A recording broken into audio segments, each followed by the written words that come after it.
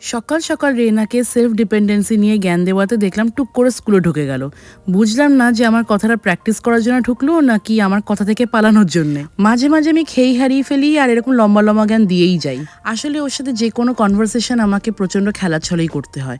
এটা খুবই স্বাভাবিক, সবাইকেই তাই করতে হয়। আমি দেখেছি ওকে কোনো কথা রেগে বললে সেই কথাটা কোনোদিনই ও শোনে না। ওয়্যারঅ্যাজ কোনো কথা ওকে হেসে ওর সাথে খেলে যদি বলি, দেখি ওই কথাটা কিন্তু সঙ্গে সঙ্গে শোনে। মানে সিরিয়াসনেসটা এই মুহূর্তে একদমই চায় না, সবসময় চায় যে মাম্মা ওর সাথে খেলে হাসতে হাসতে ওর সাথে কথা বলুক। আজকে আমাদের গণেশ চতুর্থী, তাই চারিদিকে দেখছি প্রচুর প্যান্ডেল। আগে কিন্তু এরকম এত প্যান্ডেল দেখা যেত না, মানে 2 বছর আগেও কিন্তু আমি এত প্যান্ডেল দেখিনি যা আমার আজ চোখে পড়লো। চারিদিকের ওয়েদারটাই পুরো পুজোর মতন, মানে মনে হচ্ছে এই তো আজ বাদে কাল দুর্গাপুজো। একটা প্যান্ডেলে দাঁড়িয়ে ঠাকুর দেখতেই বসে পড়লাম। সেখানে পুজোর সমস্ত প্রিপারেশন চলছিল, কিন্তু বেশি দেরি করতে পারলাম না, কারণ সাথে ছিল রেনা। স্কুল থেকে ফেরার সময় রেনা যেহেতু খুব টায়ার্ড হয়ে যায়, যত তাড়াতাড়ি পারি বাড়ি চলে আসি। আরেকদিকে যখন দেখছিলাম দুর্গাপুজোর প্যান্ডেলও শুরু হয়ে গেছে, তখন চোখে পড়লো এই একটা জিনিস। এটা হচ্ছে একটা সিনেমা হল, যেটা আমি ছোট্টবেলা জন্মানোর পর থেকেই কিন্তু আমি দেখছি লিটারেলি। সেই সিনেমা হলটা আজকে ভেঙে দিচ্ছে, কারণ সিনেমা হলটা আর চলে না। এই যে এই জিনিসগুলো দেখলেই বোঝা যায় যে কোনো জিনিসই কিন্তু পার্মানেন্ট নয়, সবকিছু খুবই টেম্পোরারি। এই সিনেমা হলটা একটা সময় এত সুন্দর চলতো, আমি সবার মুখে শুনেছি যে সিনেমা হলটায় একটা সময় অনেক বড় বড় সেলিব্রিটিসরাও এসেছে, কিন্তু আজ তার কন্ডিশনটা এরকম। শুনছি নাকি ওটাকে ভেঙে একটা শপিং মল তৈরি করবে। ভাবলেও কি অবাক লাগে, তাই না?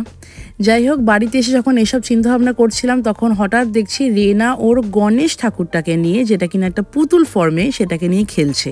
ওকে বলেছিলাম যে আজকে গণেশ পুজো, আর ওর কাছে গণেশ পুজো মানেই হচ্ছে গণেশ ঠাকুরের জন্মদিন, তাই গণেশ ঠাকুরকে নিয়ে বারে বারে হ্যাপি বার্থডে টু ইউ গেয়ে যাচ্ছে।